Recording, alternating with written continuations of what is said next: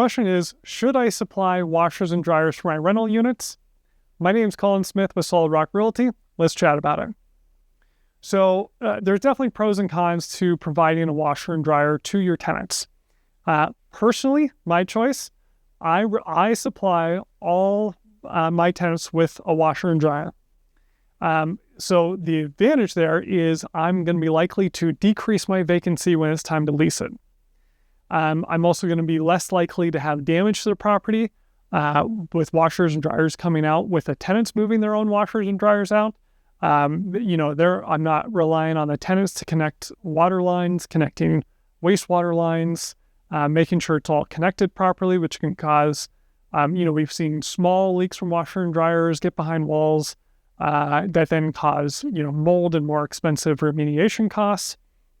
So there's advantages to making sure that, our team is doing a proper install on the washer and dryers. So that alone could save money from a maintenance perspective. Now, in general, does the dollars and cents add up to where I'm making more money? I'd say it's probably a wash in terms of the actual cost of the machines. A washer and dryer maybe costs ballpark $1,000. I'm not buying real high-end luxury, appliances.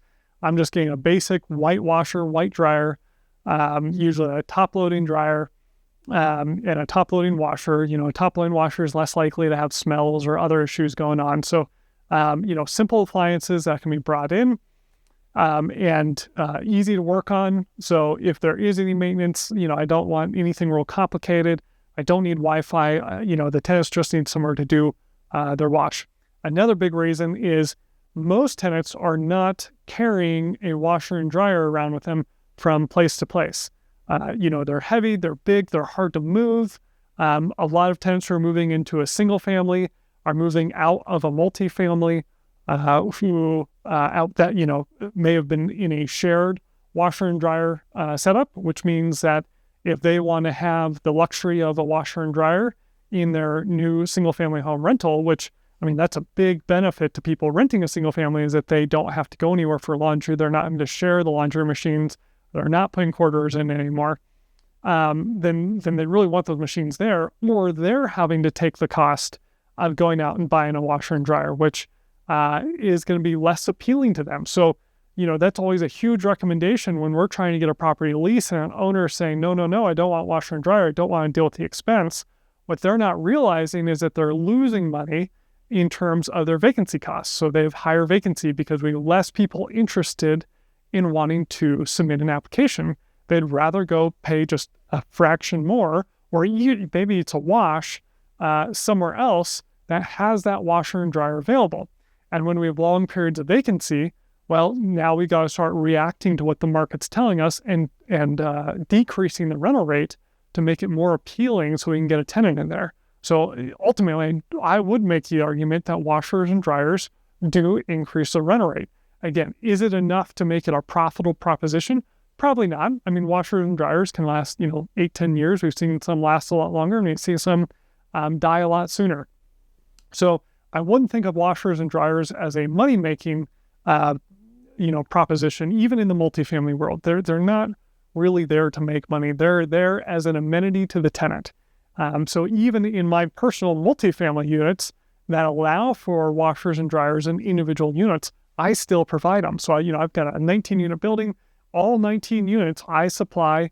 In this case, they're washer-dryer combo, or laundry centers is what they're called. They're one solid unit. So they do cost a little more because they're unique. We've got to fit them in a tight area. But I think they are a huge benefit to the tenants and help lease them a little bit faster than, when we're comparing our units against some of the other similar sized units that have a common area and common washer and dryer. Well, we're more likely to grab those tenants during vacancy periods because the tenants recognize that they don't have to pay, using quarters for their washer and dryer, and they're not having to fight with other tenants on when they're doing wash and when it's their turn to do wash, or if somebody forgets to leave their wash in the machine and they're not sure what to do about those situations. So I think it's a huge benefit, especially in the single family world. I really feel owners shouldn't be cheap. Offer the washer and dryer as part of the rental. Get it in there, make it part of the listing photos. Very few people read, so don't assume that you put in the description that you're going to provide a washer and dryer upon leasing, or what's even worse is when they say, if you rent it for X, I'll give you Y. Again, terrible propositions.